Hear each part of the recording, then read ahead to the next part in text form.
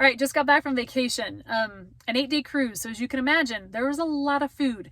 I decided to do something. I decided to eat how like a normal person would eat all of last week. Nothing excessive. I was going to keep the same amount of calories, which is generally, because I don't track, generally around 2,100 a day. I wasn't going to adjust those. I wasn't going to overeat, but I wanted to look at the food choices I made and if that impacts my body, because I want you guys to really understand food choices are enormous on making impact on our body, like such a big deal. So I'm always saying this, but coaches will tell you, just be in a deficit, just hit your macros, just be calories in, calories out. All your wildest dreams will come true. That is not the truth. The food that you're eating changes everything, and my body proved it last week to now. So this morning I got on the scale. Should we guess how much I weighed this morning on the scale? I thought 6 or 7 pounds up. 9. I am 9 pounds heavier than a week ago when I left. 9. I got on and off that scale a couple times. I'm like, holy cow, that was worse than I thought it was. Calorie levels were about the same. What was different is what I chose to put in my mouth. Your food choices are everything. So you may like the food you eat. It's convenient. It's what you've always eaten. It's always worked for your body in the past. It doesn't mean it's working now. So if you feel like you are soft and just can't see the muscle, but you know it's there and you're working so hard and you've gotten stronger, you just don't see it. They're soft. Soft back here, like where the sports bra, it pops out. If you can't see your thigh muscles because you appear to have some body fat over your thigh muscles, you hold fat through your stomach. All of those are signs of insulin resistance, which tells me too many carbs, too much sugar in your system. Insulin is the hormone that regulates storing body fat or burning body fat. And majority of America has way too much sugar from fruit. So I'm talking about healthy things too, from things that have gluten, oats, rices, potatoes, vegetables. Some are healthy and nutrient dense and others are not. And think of how many processed foods we eat that have sugar, from cereal, anything out of a box, fast food, treats, desserts. Everything has sugar, right? They're all carbs. So if you don't have any idea of how many carbs you're eating a day, that is a really good thing to look at. Carbs are wonderful. We need them. They're a great fuel source, but not everybody's body processes them though well. And most of my clients that I talk to, they're like, I'm stuck. Cannot see any changes. I'm tired of looking soft. You're eating too many carbs because you're insulin resistant. And every time I drop those down, amazing, you break through the plateau. And that's what I am. So to give you an idea, last week to this week, 9 pounds up. Because of food choices, because at the same calorie levels, I dropped my fats way down, like to almost, hardly any, and my carbs were through the roof. So again, these are my numbers. This is what works for me. That does not mean that it works for anybody else. Some people thrive on high carbs. I am usually, like I've told you guys, like 100 grams of fat a day and 75 to 100 grams of carbs. And I switched it, right? Last week I had hardly any fats and my carbs were probably at 200, 250 grams. Now my body used to do great at that. It doesn't anymore. You know how lean I am. I can see everything. I'm very, very lean. You guys ask, how do you stay so lean? It's because I monitor my bloating. I'm very aware of the foods I put in my mouth. Very, very aware, because I know the impact they have on my body. So last week, I let it all out the window.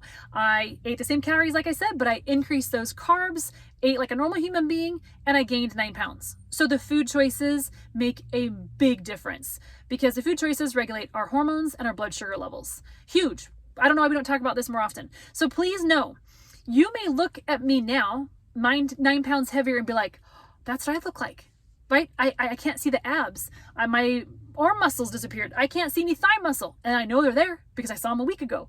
So if you feel like you got this soft layer all over, you might just be 8 pounds bloated. And so we're just trying to starve ourselves and get more in a deficit and do more workouts to see that precious hard-earned muscle. And it might just be the type of food you're eating. It's not that you need to go into a deficit. As I demonstrated from last week to this week, I look nothing the same. I'll do a side-by-side to help you guys see the comparison at the end of the week when I'm back to normal. It's like a different person. So again, if you feel like you relate to where I am now, 9 pounds heavier, it's not body fat. I'm looking at my thigh. It's water weight. So you need to eliminate things just for a couple of days to see what your body is processing and not processing. Because as I know and validated last week, I don't do well with carbs. See how you do with carbs. So one thing, you can look at either overall total grams of carbs and just drop them. Drop them down to 100 grams, but you must increase your fats. You cannot have low fat and low carb. So you're going to drop your carbs, but then increase the fat back up and see how your body does. It will reflect on the scale and maybe how you feel a little bit differently. But if you've got massive amounts of carbs, you might not be processing them. And I'm talking about good carbs, maybe even just, we're talking about fruits, oats, right? Things that aren't inherently bad. They are nutrient dense, but your body's got too much of them. So see how you do at a lower total gram of carbs and give it a week. And if you don't notice any difference, then that's not your issue. That's great.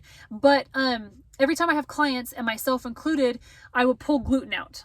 So I can reduce the carbs by eliminating a lot of the gluten. So that means, try this, eliminate all corn. Corn has gluten. I don't respond well to corn at all, although I love it. Oats, even if it says gluten-free, do not eat it. I wouldn't eat anything that says gluten-free. Breads, noodles, rice, any of those things, no grains.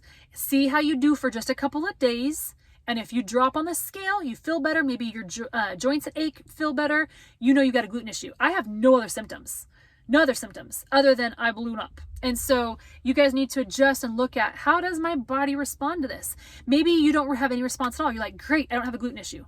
Now eliminate dairy, all dairy for a couple of days and see how your body responds. It will give you answers, especially if you feel like you're stuck at a plateau and not seeing body fat loss and you're in a deficit. All of these things make such a difference. So please, your food choices matter. Watch the amount of carbs you're having. Watch the food content of those carbs. How much sugar are you getting in grams every single day? So when we hop workout program to workout program thinking that's why I'm not losing weight, it isn't the workout program. It is literally what you're putting in your mouth. Please notice food choices change for me 1 week to the next.